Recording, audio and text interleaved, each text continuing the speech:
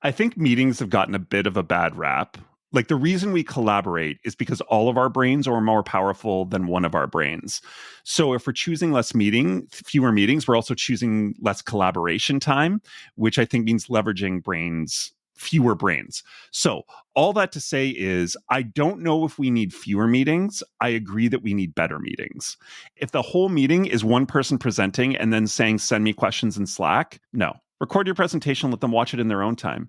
Use the synchronous time to co-process, to leverage all of those brains. Hi, I'm Bob Mathers, and welcome to The Growth Mixtape, a podcast where I talk to the most interesting people you might not have come across yet. I find that these conversations give me new insights and perspectives about topics I didn't know existed. These conversations might not seem to have a lot in common at first, but just like songs and a mixtape, they create something memorable and emotional. Today we talk to Kerry O'Brien. Kerry is an expert in how people learn. He's also a podcaster and public speaker devoted to helping people build new skills and strong teams. We talk about the misconceptions around Gen X, Gen Z, and millennials, and how that the one thing that never changes is the science behind how people learn. We also talk about virtual teams, and that the number one thing most of them are missing, trust. Finally, we talk about fear of failure. And this is a big one for me. We share embarrassing fails from our early childhood, how these held us back for years, and how nobody gives a shit but us. There are also some Easter eggs for any of you Radiohead or Weezer fans out there. This episode's got it all. So please enjoy Kerry O'Brien. Welcome, Kerry O'Brien, to the podcast. I'm really looking forward to this conversation. Thanks for coming. Oh, it's my absolute pleasure, Bob. Thank you. So here's the interesting thing, Kerry. I wanted to provide a little context for this conversation. We're going to talk about learning development. You've got some really interesting things to say about, hybrid work and collaboration and how adults learn and how much that's changed over the years. It's interesting because my experience, I guess, with quote unquote learning and development hasn't always been awesome over the span of my career. Mine too, to be fair. Yeah, right. So I was thinking back about, and when I say learning and development, I basically mean like how my employer taught me new things. And I remember, I'm really dating myself now, Office 95, I think it was Office 95 came out. And I was in a classroom. They sent us offsite to a classroom for 5 days, a day on Outlook, a day on Word, a day on Excel, etc. 40 hours of training in a classroom. And my outlook on that was that, okay, I'm going to spend 40 hours here. And if I can leave and take away 3 things that I can apply in my life on Monday, I consider that to be a good use of my time. Like, think about that. That's how low the bar was. 40 hours of my time, including traveling back and forth and eating, catered lunches. And all I expected was 3 things. I'm just wondering how that experience kind of resonates with you, or if you recognize any of your early experiences in there somewhere. 100%. Like I didn't start doing learning and development until well after Windows 95, Bob. But what you're describing resonates, and I think too what it's reflective of is some of the limitations of the craft back then. We didn't have a lot of opportunity for, say, personalized learning. We didn't have a lot of opportunity or modalities or technology that enabled us to access people on an individual level. So a lot of what we did back then was what you would call, in the business, we call it spray and pray, which is you spray as much content at your learners as you can, and you pray that some of it sticks. Today, when you think about what we have access to today, and AI is going even deeper with this, and that's a whole other conversation. But what L&D is able to do today is personalize learning a lot more. Part of that is because a lot of us are working remotely. We're doing learning asynchronously, and asynchronous learning is also much better than it used to be before. And so we have the luxury, for example, of doing this. Way back in the day, this was called flipped classroom, where instead of showing up with a bunch of people in person to hear a lecture, to get information transfer, and then going home and doing readings related to that, you would do all of the information transfer asynchronously. And so the leading edge of this in, say, higher education was I had profs who would give us CDs of their lecture and be like, listen to this. This is your homework. And then when we come together, we're actually going to talk about it. We're going to co-process it. Now you can take all of those knowledge transfer processes, you can put them in a super engaging e-learning course, and then you can save that synchronous time, hopefully not 40 hours on the Microsoft suite, but that synchronous time for co-processing. What is important to you here? Why is that important? What doesn't feel good? Why doesn't it? Get into a small group. Let's talk about this. So a great example of this is difficult conversations. There has been a version of a difficult conversations leadership module in just about every leadership development program since 1972. Like it is just like it's a core competency. If you don't know anything of what leaders need to know, difficult conversations and strategic decision making, those are the two things they need. So in a traditional, less technological setup, you would have to spend so much time just doing knowledge transfer of like, here are the frameworks. Here's how you recognize. Here's how you interact without ever getting to the point of actually practicing. Now you can do all that knowledge transfer beforehand. And if you want, you can spend the entire time synchronously just practicing these concepts in a safe to fail environment with other learners before you get to the point of having to actually use it. It's fantastic. Yeah, that's amazing. I was listening to you talk too, I was thinking about on more of a micro level and the daily things that we spend most of our time on in terms of meetings. So how do you take those things and apply them to a meeting? Because we've all been in a situation where we're in a 2-hour meeting and it's just information being fired at us. And we'd like to think, you were talking about how things have changed. It doesn't always feel like things have really changed that much. We're all in a lot of meetings like that. Whereas like, wouldn't it have been better if we could have sort of absorbed and reflected on this information on our own time and then come together to use this time to discuss and collaborate on it? Does that apply to those meetings as well, you think, or how does it? 100%. I think meetings have gotten a bit of a bad rap. You hear this a lot. It's like, if I had less meetings, I could get more work done. And okay, that might be true, but you're also like, the reason we collaborate is because all of our brains are more powerful than one of our brains. So if we're choosing fewer meetings, we're also choosing less collaboration time, which I think means leveraging fewer brains. So all that to say is, I don't know if we need fewer meetings. I agree that we need better meetings. And that principle I talked about, that flipped classroom principle of a meeting, synchronous time together, should not be about information transfer. If the whole meeting is one person presenting and then saying, send me questions in Slack, no. Right. Record your presentation, let them watch it in their own time. Use the synchronous time to co-process, to leverage all of those brains.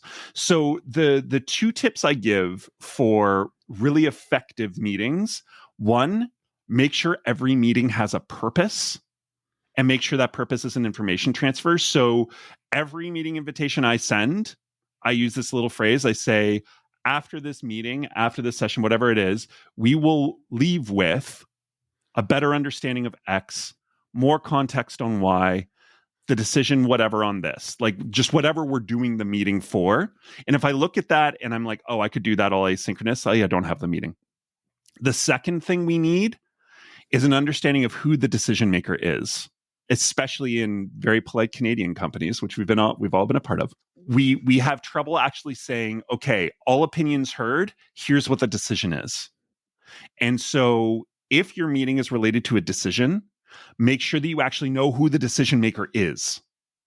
And then that way you can say, all opinions heard, this is a decision, everyone can disagree and commit, and we can move on. That's a little aside from the learning and development side. That's just what I've seen of after 14 years of being in some ineffectual meetings. But that flipped classroom piece also applies, where if you don't have a clear purpose that has to be accomplished synchronously, you probably don't need the meeting. Yeah, that's interesting. And so I'm definitely going to take those away as things that I will endeavor to do, because I will admit I've heard things like that before about better meetings, etc. I see inside of a lot of different companies, and I don't see very many having the discipline to do that. I can tell you, when you do it, you really stand out. Like, people are so used to shitty meetings that it's like, wow, you get an invite from Kerry. I know exactly what I'm in for. I know what I'm supposed to bring. I know I'm going to leave that going, yep, that was a good meeting. Well, this is it. And I mean, there's lots of reasons we don't do it. For one thing, I mean, I think people get afraid of being trapped. When you say what you're for, when you say what a meeting is for, you also say what it's not. I will not call that like a silver bullet to say, as long as you have a purpose and as long as you know who the decision maker is, you will never have a bad meeting again. But I think they give you the best chance to have a good meeting. You know, as you were talking about that too, I was reflecting, and we all have, okay, well, I guess the next step is to have another meeting. No, you've got to do your homework and think through what those issues are. And that's just more work. And that's just not something a lot of people are used to. No, exactly. So I was thinking about virtual teams. I talked to lots of different leaders, and I swear I have this conversation a couple of times a week. We're hiring somebody new. Do they need to be here? Do they need to be there? Can they be 100% virtual? And I know you've got a perspective on this, and I'd love to hear what you've seen and how you think companies need to find that balance for themselves. Sure. Bob's out here trying to get me in trouble. So virtual teams, I approach virtual teams purely from a learning and development perspective. So I'll preface this by saying I don't have a holistic view that, say, like a CEO would have. I purely look at it from like, well, how do people learn well together? How do people interact well together? I have done some research on this because the shift to a hybrid leaning towards virtual, workplace, which is a lot of places these days, certainly all the places that I operate in, has really changed the way I do learning. When you talk about that synchronous time together, it generally gives more energy, creates more energy to be in a room physically present with each other than it does to be behind a screen. The way even we're recording this podcast, as great as I'm sure it sounds, would sound entirely different if you and I were like face to face over a table rapping with microphones in our hands. Like it would just would. So recognizing that, and then recognizing that you kind of have to make the best of every situation you're in. So we're talking about your Microsoft training on Windows 95. That was less a function of like, this is the best possible learning, and this is the best possible learning today. So I remember what virtual learning used to look like when I started. I remember doing product training for a group. I got into like a tiny little phone booth. I emailed a PowerPoint presentation to somebody. They all got in a conference room. They put that PowerPoint presentation on the screen. They dialed me in on one of those conference phones, the ones that have like the dial pad with like the four legs on it and the speaker in the middle. And I spoke to the slides while someone in the room advanced them. And I would be like, next slide, please. That's what that looked like then. Now, of course, we have things like Zoom. We have things like Miro. What's different now is we also have that ability to take that knowledge transfer and do it asynchronously and leave that co-processing for synchronous learning. We can prioritize that. All that to say is virtual teams require a ton of trust and conscious investment in that trust. So in looking at the research, and there's been a lot of research. One good thing that came out of COVID is we got a real crash course in how virtual teams work together and a ton of data for researchers to parse. And the number one thing that virtual teams need to operate well is trust. That's not to say that in-person teams don't need trust, but it's actually way more important with virtual teams because they don't have the same opportunities, those micro opportunities to build trust by observing each other's work, observing each other in person, all those kinds of things. And so if we're going to operate in a virtual space, we need to create opportunities for teams to build trust with each other. And that can look like a few different things, but it requires us to be more conscious and intentional than it does in person. For example, generally you build trust with someone by watching them do a thing well. We see that they're competent. We see that they're well-meaning. So we can't do that as well virtually because we're all working in our little, we're working at our home desks or whatever. One thing I've started doing is called deep work sessions, where I will invite a bunch of people to a Zoom room. The first 5 minutes, we'll all name a deep work task we want to get completed. I want to organize my Google Drive is a low-level version of that. I want to organize my thoughts around this product training thing I'm building. I want to write this facilitator guide, whatever it is. We spend the next 50 minutes doing that deep work thing, not talking. We're all on the Zoom. We're seeing how each other works. If questions come up, we ask, but we just keep working. We're observing each other working. And then the last 5 minutes, we talk about what we accomplished and we give ourselves ups. We observe each other being deep in the thing, building trust, and we create well-meaning exchanges with each other that build up our self-esteem and B, our connection with our coworkers. That's just one example.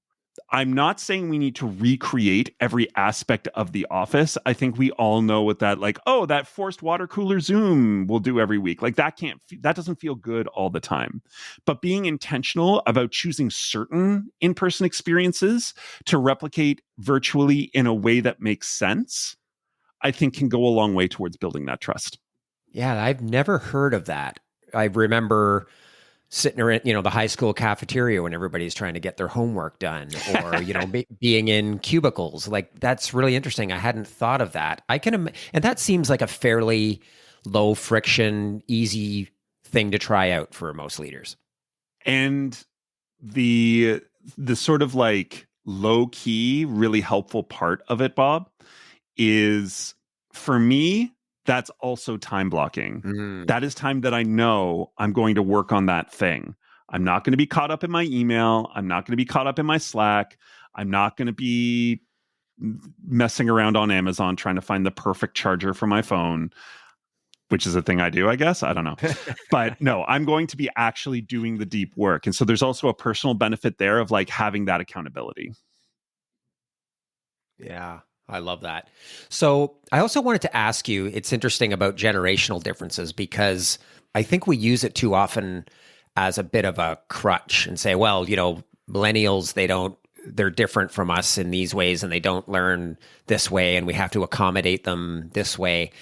And sure, I don't think there's any denying that a generation of people that grew up with a computer in their hand with access to everything at their fingertips grew up learning very differently than I did. But how do you see those differences? I guess you can call them generational or age differences. I do think there are people in my generation that learn very differently. So it seems like a lazy explanation to base it only on age. But I'm wondering how you see that in practice in companies and how you need to accommodate different learning styles. All right. Can we play a little game, Bob? Okay. I'm going to give you a quote. I want you to tell me what year you think it's from. You ready? Yeah, I'm ready. All right. The children now love luxury. They have bad manners, contempt for authority. They show disrespect for elders and love talking in place of exercise. Children are tyrants, not the servants of their household. What year do you think that was? I'm going to say like 1967. Try 469 BC. That was our man Socrates. The reason I give you that quote and I play that game with you, Bob, this is not new. Yeah. Right. My generation. So I was born December of 79. So I'm like Gen X with like just a hint of millennial. My generation was saying about the millennials. The millennials are saying about Gen Z. Gen Z will say, what's next? Gen Alpha, I think, is next. Yes, I lost. I don't know. I lost it. Who can keep track? The point is, there is always a disconnect between the way one generation interacts and the other. What's consistent is how humans learn. And so that's the place you have to start, is how do humans learn? Generally speaking, when we're trying to promote learning, there are three big categories. And for my learning heads, this is an oversimplification of Bloom's taxonomy. But we want to transfer knowledge, we want to build skills, and we want to change behaviors. That is generally the three things we want to do with learning. And so the way we do that might change a little bit from generation to generation, but that's less going to be because this generation is super different or whatever, and more, I think, because the technology, the culture, all of those things give us more options in how to do that. I think if you were to go back in time with the internet and build out learning for Gen Xers when we were just starting in the workforce, it would probably look very similar to what we're building today if we had the ability to front load that knowledge transfer and save the synchronous time for co-processing. I try not to get too caught up in that generational thing, because when you paint with a broad brush too, it becomes difficult. I have worked with millennials who grew up like deep urban, who are super online, who, they love memes and all those kinds of things. I've also worked with millennials who grew up deep rural, and they're just not internet fluent in the same way. So I think when you try and paint things by generations, I think there can be some stuff there. There can be some like currency of culture there. But culture today is especially so fragmented that more often than not, I think you're excluding rather than including. So I personally think having really good learning practices and taking full advantage of the tools you have and understanding how humans learn is more important than that generational currency. I'm going to have to soak on that a bit, Kerry, because that's really important. And I think in the context of some of my work, we always get into, well, who is the audience? And we're making all kinds of assumptions about how they might want to learn. I'm just not sure how helpful that is. Can I give you a super hot take? Hit me. When you are deciding on modality, the learner barely matters. Say more about that. So there's this thing called learning styles. Have you ever heard of learning styles, Bob? Yep. Okay. Full disclosure, by the way, I have my BEd in adult learning. I am not like a super academic on these subjects. A lot of learned experience, so I'm always open to be challenged and questioned. But learning styles are generally derided. It's the idea that I'm a visual learner, so I can only learn by reading. I'm an auditory learner, so I can only learn by somebody explaining it to me. And the way I often discredit learning styles is I say, Bob, if you let's say you had a heart problem, you went to a heart doctor and you had to have a really tricky bypass surgery, sorry to say.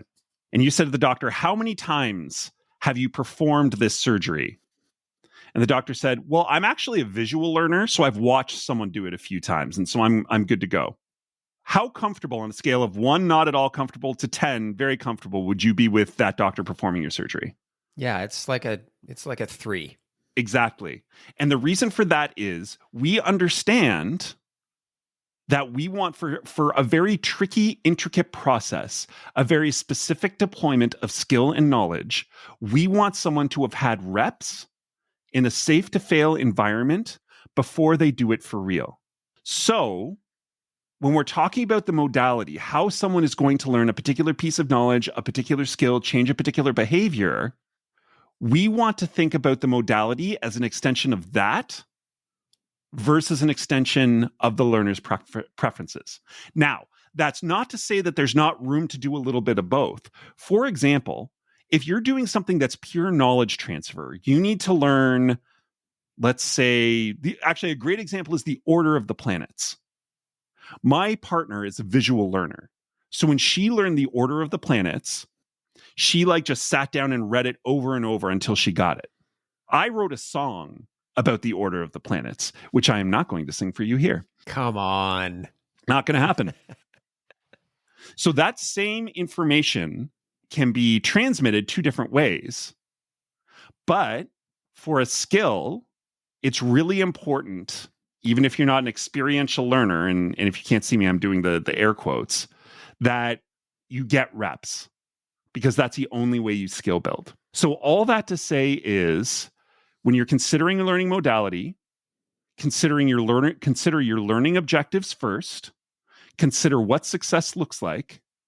And if you do expect to have a variety of learner preferences, not styles, but preferences in the mix, once you've got that key modality, those key objectives in place, if there are different ways you can do it, explore it. But that's secondary to making sure that the modality supports the objective. Does that make sense? Yeah, it does. It's just funny. I was having this conversation a couple of times over the last week, so it's a bit of recency bias. But providing updates, for example, to leadership teams, and I'm a big fan lately of doing video updates, which I get some good feedback on. But some people are like, "Yeah, but I'm on the train, or I'm like, I just need to read it." I'm like, so I need to write it, which the reason that I wanted to do the video was to avoid writing it. So now I'm thinking about, well, is the best way to actually provide us, right, a succinct text version, a video version? That's probably the right answer to give people the choice of how they prefer to consume content. And as long as you think what you're trying to transmit goes that way. Like for example, there's a reason we're doing this as a podcast and not as like a transcript, a text exchange, right? You can't hear my emotion. You can't hear if I have an accent, which changes the way you interact with the content. So this is the right medium for us to have this conversation. And you're not going to be like, oh, I'm going to give somebody a transcript of the pod I did with Kerry, because it's not going to translate the same way. So that would be one thing to consider. Now, if you consider it and you make that decision that yes, a transcript will have the same impact I want it to have as doing the video at the end of the day, that's perfect. That's great. But let's not assume that two separate media are the same. They're not. They change things. And we always need to keep our eye on what we're trying to achieve, whether it's communication or learning. Yeah, I love that. Okay, so I wanted to ask you about your podcast. So the truth is that we probably wouldn't be having this conversation if it wasn't for your podcast. Sure. We had worked together, like you said, I don't know, 10 plus years or so ago. We kept in LinkedIn touch. That's a good way to put it. But it probably wouldn't have led to this conversation if it wasn't for this podcast. So you launched this podcast, and I'm like, damn, that's like super interesting. And I want you to explain a little bit about what it is, but it was interesting to me at the time because of all the new things that I find. I don't think I would always consider myself to be a lifelong learner, but I would say over the last 2 or 3 years, I'm trying things that I never would have tried before. And that's what really spoke to me about the podcast. So tell me a little bit about that. Oh, that's rad. I'm super glad it spoke to you. So the podcast is called How'd You Learn To? The germ of the idea came where I realized I just had a lot of friends who had achieved mastery in these really interesting categories. And as a learning professional, I'm always just curious, is like, how do you achieve mastery at all? Like that's my whole job, right? And I had been kicking around ideas to start a podcast, and it was always like, well, do I do a professional podcast? Because I love learning and I love talking about that stuff, but that just might get kind of dry. I'm like, do I do a personal podcast? But like, what's the point? Like, I'm going to be the 500th like music podcast in Kitchener where I live, like what's the point of that? And so when I had this idea, I was like, okay, this is something I would post on Instagram and LinkedIn. Like my friends would be interested in on it because it's like really interesting processes, but my network would be interested in it because it like leverages learning theory and like how do people get there. And so I was really lucky enough to talk to a friend of mine about it, Lauren Raham, who I worked with at Shopify, and she was on board. So she came on board to co-host and produce. And we just identified 10 friends who had really interesting skill sets. So we had a certified tea sommelier, we had a professional magician, we had a networker, which is really interesting because there's no designation for it. But if you know this person, Toby, he's a master networker. And we talked to them about how they achieved mastery, what were the bumps in the road, and then processing that, because Lauren's in learning and development as well, processing that through our own understanding of learning theory and what those oftentimes born out of passion, what that can teach us about how we learn and how we can enable others to learn. So that's the short strokes of the podcast. But you can find it, by the way, if you're listening, at hiltpod.com, HYLTPOD.com. And we're on Spotify and Apple Music and Google and all that. Yeah, one of the things that I really enjoy about podcasts like that, I was listening to the one you mentioned, the magic. Yes. And Adam Ole. Yeah, one of the things he was talking about was just this one phrase that stuck with me: how little people are actually paying attention as much attention to us as we think. That was so humbling when you said that. I was like, it's so true. And I've never thought of it before. Absolutely. But what I mean, obviously in the context of doing sleight of hand or, different illusions, but sometimes we find these little tidbits that apply to different parts of our lives, and we make those connections, which I think is the most interesting part of conversations like that. The pessimistic way to say that, Bob, I think, is nobody cares as much about you as you do. Yeah, and I think specifically in terms of learning, what that really opened up for me, I think without being too reductive, I would say probably one of the biggest impediments to learning is fear of failure.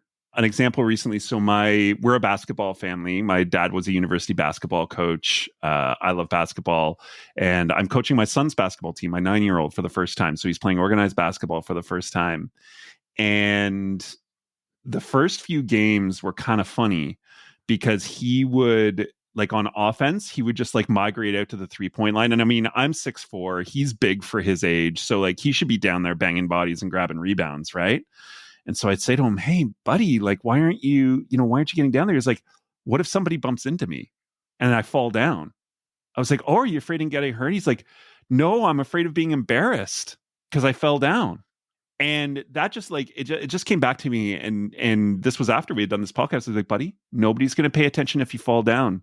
You know what? They are going to pay attention if you grab the rebound and start and put it back in the hoop. That's what's going to get people's attention. Everybody cares when you're doing something positive. Nobody's worrying about you falling down. That's totally understandable. Fast forward, and now he is just like, not only is he grabbing those rebounds, but he's like driving into traffic and doing all this stuff. And it just really proved how powerful it is to unlock that fear of like, I'm not being watched. Nobody is caring about like what practice I'm doing, what it looks like now. They're going to care further on. And we saw that too, like even with the podcast. Like if you listen, we did them more or less in order, and you can hear like the difference from podcast 1 to podcast 10 is pretty significant. But I don't have anybody reaching out being like, whoa, podcast 1 was garbage, homie. I'm sure glad you fixed that. Everyone's just like, yeah, these are all great. And I mean, that voice in our head it serves a purpose. It's there to protect us, right? We no longer get chased by saber-toothed tigers. And so we find threats in other places. But if we can look at that part of ourselves and say, hey, I get that you're trying to help me. I really appreciate it. I know what I'm doing. I'm in charge. If you just stand to the side and watch as I do this, I bet you'll see this is not as big a threat as you think it is. And we can achieve some amazing things when we do that. Yeah. And I got that out of listening to a conversation about some dude I've never met learning magic. Like that's what, it's amazing. You should connect with Adam because he is a super good dude. He's such a great follow. I was thinking about that. I've been reflecting on this a little bit, just a quick little story, because I've, just like most people, I've got a healthy share of fears of putting myself out there, etc. And I do think a lot of these go back to childhood. And I was thinking back, I think it was grade 4 or 5 when I was a stand-in for a Christmas play. And then the day before the Christmas play was to go on, the lead got sick. And so I was up.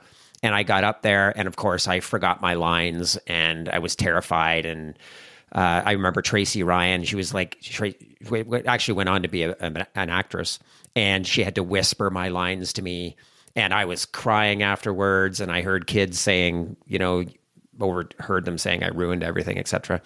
And a really traumatic thing. Now, of course, I guarantee I am the only one in that gymnasium that day that remembers that. You haven't followed up with Tracy Ryan on that? No, but hey, Tracy, if you're listening, reach out. I had a massive crush on her too. Let me know. Oh. But yeah, it was a total nightmare, like an adolescent nightmare, right? Yeah. But I was thinking, yeah, but I had the courage to put my hand up and be the stand-in. And I swear that was one of those pivotal kind of moments that I've sort of carried around that has led me to, be a little bit averse to trying new things, at least on the public stage. So slight sidebar. It's not a pet peeve, but it dumbfounds me the amount of people who say like, oh, you're just naturally such a great speaker. I'm like, I am not naturally a great anything. I have my desire for attention might have led me to the stage, but like same as you, the first time I played drums, like the first time one of my bands like played a show, the drum kit collapsed on our first song. Like, it was the worst. Not in a cool way, like not in a Dave Grohl Nirvana way. No. Like the snare, we were playing Wipeout because of course we were. So I had to do the whole song. Anyways, it's a whole other thing. But the point being is, like, I've had my share of like mess ups, trip ups, just cringe moments. And all of those go into building me up better. Like, next time I will. But I can also be confident in the fact that I'm the only person who really remembers that. And just to give a teaser for the story you're talking about, so how'd you learn to be a magician? Adam tells a story about going on national TV and messing up a trick and nobody remembering. So if that can happen, you know, Bob as Joseph or Kerry drumming for the first time, like those are just stepping stones on the way to something greater. And yeah, it's a big part of learning how to learn. Yeah, for sure. That's amazing. So one last thing about the podcast, I'm wondering, was there something that you've tried to do recently that sort of connected you with this idea? Have you got a couple of things that you've been trying? So I've been in a refining old skills kind of situation right now because I just started a new job back a couple months ago. So it's really digging into that practice and not doing a ton new. But one thing that did happen at the company I'm with now, Clio, they have something called the Clio Band. And every year for our kickoff, they like virtually record a song together. So there's a drummer, there's, you know, bass player, guitarist, keyboardist, you know, whatever. And very close to the time where we had to have things done, our bass player was unable to record. They were moving house and it wasn't going to work for them. And I was the only other person who owned a bass guitar. Not that I'm good at playing a bass guitar. I owned a bass guitar. So I was like, I'll try it. Sure, we can give this a shot. So and the song was Don't Stop Believing, which does have a very ambitious bass line. So the first thing I did was sit down and try and learn it. And I quickly realized I couldn't play the whole thing. And there was a feeling of defeat there, right? Like, I can't do this. They need me to do this and I can't do this. It's going to be a failure. And then one of my former mentors had a saying, what does good enough look like? Not perfection. What does good enough look like? And I was like, well, I can do this run. I can't do that run. So if I do the chorus this way, but keep the verse the same, I can probably do this. And you probably know where the story is going. I recorded the good enough version. Nobody said a thing. In fact, everyone was like, wow, it's amazing you can play both bass and guitar. You're really good at both. Meanwhile, in my heart, I'm like, I didn't play the full version and all that kind of stuff. And so I would say that, like, also knowing when you're learning something new, what good enough looks like is incredibly important to keeping yourself motivated and setting realistic expectations for yourself. What does good enough look like? Yeah, I love that. That's awesome. Yeah, bass is definitely, it's a bit of a different animal. Like, I mean, that song that you played, everybody knows every sound, every, you know, drum fill, every vocal inflection in that song, right? It's so iconic. Exactly. So if there's ever a song that you would think that people would notice that something was different about the bass line, but still nobody does. No. Sorry, bass players. Yeah. Well, I'm sure there were a couple of bass nerds in the audience that were like, oh, yeah, what's he doing here? This isn't right. But I did have one guy go like, why did you play with a pick? I'm like, because I can't play with my fingers. He's like, oh, okay. It sounded great. I was like, great. That's awesome. This has been so much fun, Kerry. I did want to ask you a closing question. Okay. I want to share with you my track 8 philosophy. So track 8, you know, for younger listeners that, you know, that aren't as familiar with how we used to listen to music. I used to get my paycheck from Kentucky Fried Chicken, KFC, and go to the record store and buy my records, the Smiths or U2 or whatever, and come home. And the artists would agonize over the order of these songs, right? There were 5 on one side and 7 on the other, whatever. And that was the order you listened to them in. You didn't have shuffle. You didn't have any way of listening to them any other way. And when you listen to these albums, there would always be a couple of songs you'd be like, oh yeah, that's really catchy. I really love that. And then there'd be usually other ones that I really didn't get or really didn't like. And oftentimes they were sort of buried at track 7 or 8. But after 5 listens, 10 listens, those ones that I liked right away became boring. And the tracks 7 and 8s became the ones that I really loved, those deep cuts that were my favorites and still are to this day. And I found that applies to people, it applies to movies, it applies to all kinds of things in my life. The things that I immediately am attracted to, I get bored of. But the things that, I don't know, I mean, that dude was kind of abrasive and he was a bit of an ass and I didn't really like him. They really grow on me. And they become the people or the things that I'm closest to over time. So that was a bit of a rambling explanation of my track 8. And I'm wondering whether you've got any track 8s in your life. Okay, so full disclosure, I put this theory to the test while you were speaking. As soon as you with the track 8s, I'm like, okay, my 2 favorite albums are the Blue Album by Weezer and OK Computer by Radiohead. And track 8 for the Blue Album is In the Garage, one of my all-time Weezer jams. Track 8 for OK Computer is Electioneering, one of my all-time Radiohead jams. And definitely neither of those would make, if you just asked a random person off the street, name 5 Weezer songs or name 5 Radiohead songs, neither of those would show up. So the theory holds. The theory holds, Bob.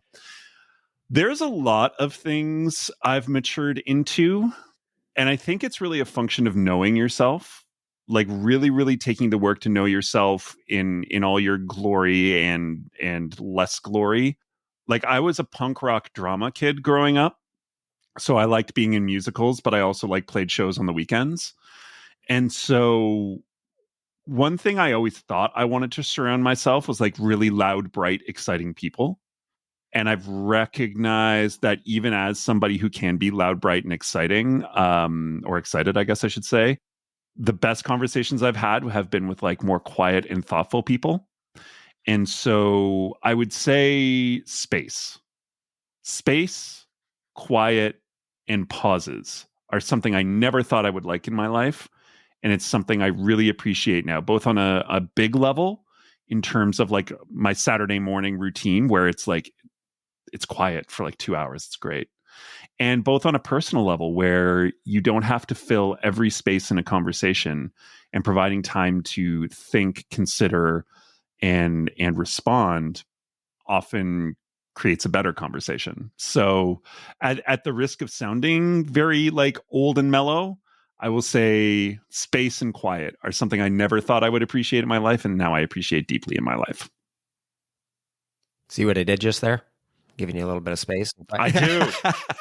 No, I marinated in it. I luxuriated in it. No, God, I can't. You're absolutely right. And that's definitely the best answer to that track 8 question that I've ever had. That really resonates with me as I guess at some point as we get older, we start to spend a little bit more time trying to figure ourselves out and understanding ourselves. I love that answer. Yeah, the only constant in your life is going to be you. Right. Everything else is subject to change. Well, Kerry, I can't thank you enough for agreeing to come on. This has been, just been a really fun and engaging conversation. I already made note of 3 or 4 threads that I'm going to pull on and take back to my real life as a revenue coach and working with tech companies. So this has been awesome. Thank you so much for doing this. I really owe you one. This has been awesome. My pleasure entirely. Have a good one. The Growth Mixtape podcast with Bob Mathers is produced by Bespoke Projects. Music by Jean-Michel Walter Cronkite. If you enjoyed this episode, please take a moment to follow and rate us. When you do this, it helps to raise our podcast profile so that more people can find us. If you want to connect, you can find me on LinkedIn using the link in the show notes.